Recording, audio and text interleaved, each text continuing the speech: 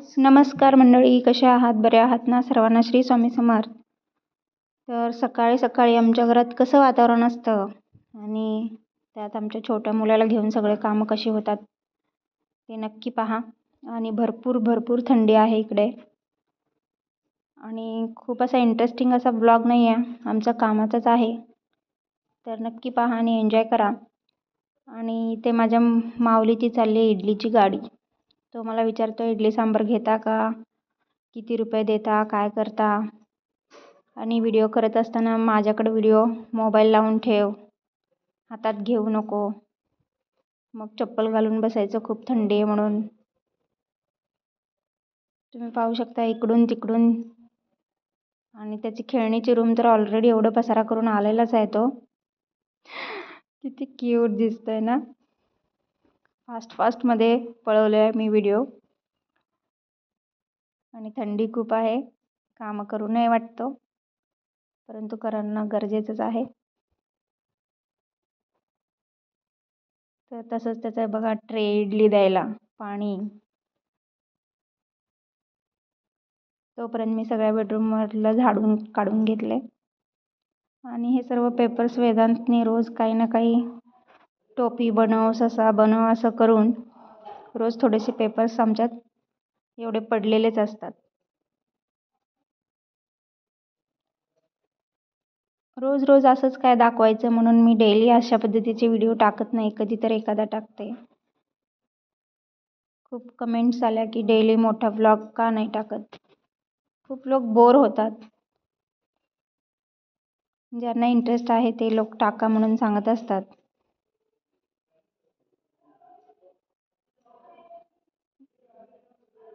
Please माझ्या चपलांकडे दुर्लक्ष करा, कारण की आम्ही सगळ्या चपला मोठ्या साईजच्या आणलो घरात वापरण्यासाठी. आम्ही देखील वापरत नव्हतो घरात, परंतु इकडं खूप थंडी आहे, तर टाचा वगैरे दुखायला सुरुवात झालेली आहे, त्यामुळं वापरणं गरजेचं आहे. सॉक्स घातलं तर पाण्यात वगैरे जाताना प्रत्येक वेळेस सॉक्स काढणं हे जमणार नाही, त्यामुळं किचनमध्ये मी नाही घालून जात, विसरून कधी तर गेले तरच. तसंच मशीन देखील लावून घेतलं. आणि मिस्टर देखील 2-3 दिवस गावाला गेलेत, त्यामुळं आमचं सगळं एकदम स्लो मोशनमध्ये काम चालू आहे. कधीही उठायचं, कधीही जेवायचं. मुलांची जेवणं वेळेवर होतात, फक्त माझ्या एकटीसाठी कुठं स्वयंपाक करायचा असं सारखं मला वाटत असतं. तरी देखील मी केला आहे आज पूर्ण स्वयंपाक. एवढं सगळं आधी किचन वगैरे सगळं स्वच्छ करण्यापेक्षा 3 सर्व रूम स्वच्छ करून, हॉल स्वच्छ करून मुलांना खेळायला सोडलं की मी निश्चिंत होते. रोज या टायमाला माझं टिफिन वगैरे असतं द्यायचं, त्यामुळं झाडूंचा व्हिडिओ वगैरे मी काही दाखवत नाही. त्यानंतर तुम्ही जर माझी बेडरूम बघितलात तर रात्री बेडशीटवर पाणी सांडलं, स्वेटरवर पाणी, माझ्या अंगावर पाणी सांडलं माऊलीने.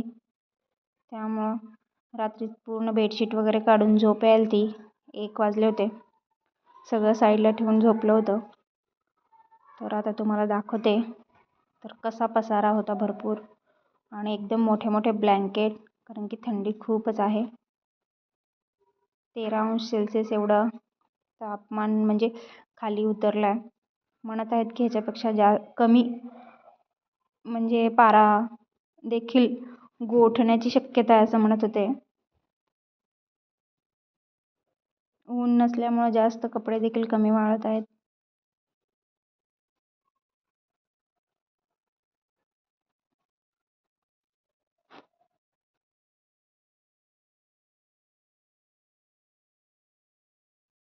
तर सरांचं आता इडलीचं दुकान झालेलं आहे, त्याचा आता चालू आहे अभ्यास. आणि बघा एवढी थंडी की आम्हाला हीटरची देखील गरज भासत आहे, कारण की मुलं स्वेटर वगैरे घालायला नको म्हणतात, सारखी टोपी नाही घालत, त्यामुळे थोडीशी 10 मिनटं लावून रूम गरम केली की मग होऊन जातं. आधीच्या घरात खूप म्हणजे खूप थंडी वाजायची, कारण की ते लाल जोधपुरी दगडाचं घर होतं. हे आहे माझ्या माऊचं आणि वेदूचं खेळायचं रूम, अभ्यासाचं रूम. तर हे खेळणे आमच्या 24 तास असेच पडलेले असतात. काढायचं, झटकायचं आणि पुन्हा ते तिथंच ठेवायचं. पिशवीत भरलं तर ते पुन्हा 2 मिनटात ओतलं जाईल. त्यानंतर घर स्वच्छ करून घेतलं. त्यानंतर आले मी बेडकडं. काल बेडवर, माझ्या स्वेटरवर, स्वतःच्या स्वेटरवर सगळीकडे पाणी सांडून घेतलं माऊली. तर तुम्ही पाहताय. आणि हे बेडसाठी मी कवर मागवलं होतं आणि एकदम मस्त आहे. वेल्वेटसारखं आपलं नॉर्मल ब्लँकेट असतं ना तसं आहे. हे फक्त मी थंडीच्या दिवसातच काढते. आणि त्याला इलेस्टिक वगैरे आहे. आणि खूपदा धुतलं आहे, इलेस्टिक खराब नाही झालं, एकदम चांगल्या पद्धतीचं राहिलं आहे. इथे सगळे धुतलेले स्वेटर आणि रात्री पाणी टाकलेलं बेडशीट वगैरे आता धुवायला टाकायचं आहे. मग मी धुतलेले स्वेटर आणून ठेवले होते. घडी घालायला वेळ नव्हता, कारण की अंगात आळस खूप आलेला होता. आणि थोडंसं आजारी असल्यामुळं 2 टाईम गोळ्या चालू असल्यामुळं त्या गोळ्यांमुळं मला इतका ॲसिडिटीचा त्रास होत आहे की मला ना काय करावं असं वाटत नाही. छाती चरचर होणे किंवा उलटी आल्यासारखं होणं, पित्ताची गोळी घेऊन देखील मला असंच होत आहे. मग आता तोपर्यंत गोळ्या घेईपर्यंत हे सहन करावंच लागणार आहे मला. 7 दिवसाचा कोर्स आहे.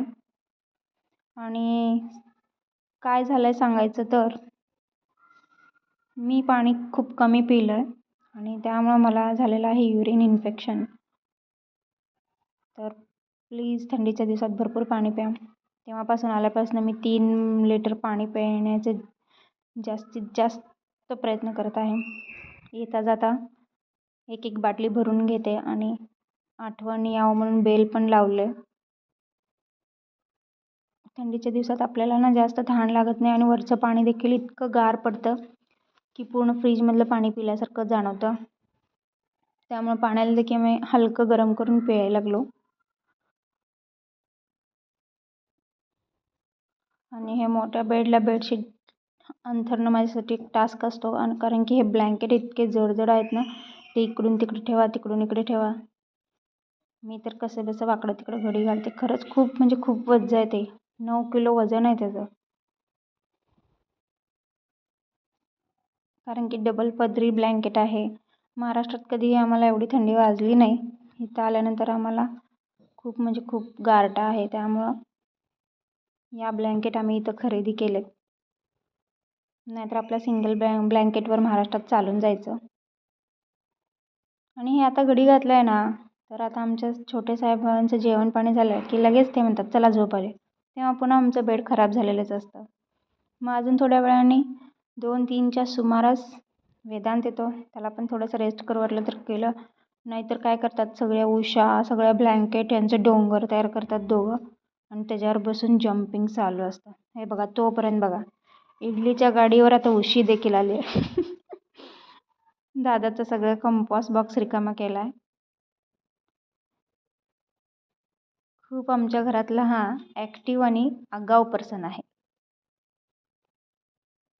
आणि हा जर शांत राहिला तर मला ना कसं तरच होतं की आज हा का नाही खेळला एवढा. तर सगळं आंघोळ वगैरे झाल्यानंतर आले मी. वेदांतला करून दिले होते मी वाफेवरची फळं, ज्याला आम्ही कडबू पण म्हणतो. कारण की रोज चपाती खाऊन त्याला देखील कंटाळा येईल. डाळ, सपक डाळ आणि कडबू दिलं. तर मी केली कांद्याची चटणी. सकाळी मळलेली कणिक होती आणि 1-2 वांग्याची भाजी. माऊलीसाठी बनवला होता भात. आणि मधून हे बघा, आमचं हे असं टाईमपास असतं. आता आम्हाला जायचं आहे स्कूलला. नवीन बॅग भेटली आहे. मग इथूनच बाय कर म्हणलं तर नाही, खाली जाऊन चक्कर मारून. खाली एक त्याचा मित्र आहे मोठा, त्याला भेटून त्याला ती बॅग दाखवायची होती. पण तो गेला होता ट्युशनला. तोपर्यंत त्यांच्या घरासमोरच बसून राहिलो आम्ही एक अर्धा तास. शेवटी जबरदस्तीने उचलून वर आणलं. तर मध्ये माझे 1-2 तास असे टाईमपासमध्ये जातात. आणि हे गरजेचंच आहे. बाकी घर वगैरे नक्की नंतरनं स्वच्छ करता येईल, परंतु मुलांचं बालपण आणि त्यांना खेळवायला आणि आपण दिलेला टाईम हा पुन्हा येणार नाही. मी बंद करून घेतलं. येतो का म्हणलं तर नाही, तो बाहेर पूर्ण फिरायच्या आज मूडमध्येच होता. ते काय. आणि वेदांत आमचा खूप बिझी, तो गेला होता ॲन्युअल डेसाठी. मी जाऊ शकले नाही कारण की खूप थंडी आहे आणि माऊली तिथे एक ठिकाणी बसत नाही. त्यामुळं यावेळेस मिस्टर देखील गावी गेले आणि मला एकटीला पकडणं याला घेऊन खूप अवघड होऊन जाईल. तो एक ठिकाणी बसणार नाही आणि थंडी देखील खूप. तर थोडं खाली आलो आम्ही आणि वेदांत देखील प्रॅक्टिस करून आला. आणि इथं ना एक कुत्र्याला 4 ते 5 पिल्लं झाले होते. त्यातले 4 ही मेली छोटी होती आणि आई देखील काय झालं तर एका ठिकाणी बंदिस्त ठिकाणी अडकली होती म्हणे, ती देखील मेली. आणि हे एक लास्ट उरलं होतं आणि सगळेजण म्हणत होते याला देखील ताप वगैरे आला आहे. तर आमचा वेदू म्हणाला तर आपल्या बिल्डिंगमध्ये घेऊन जाऊया. परंतु घेऊन गेलं तर आजूबाजूचे काय म्हणतील कारण की कुत्रे भुंकले वगैरे तर. त्यामुळे आम्ही दूध वगैरे आणून घालत असतो इथं. आणि दुसऱ्या दिवशी मी जेव्हा पाहायला गेले तर ते पिल्लू देखील कुठं गेलं तर माहीत नाही. यांचा इथं खेळ चालू आहे. आमच्या माऊलीला काय खेळातलं कळत नाही, परंतु त्याला ते सगळं हवं असतं. जे जे मोठे करते ते करणारच. तर असा असतो आमचा दिवस.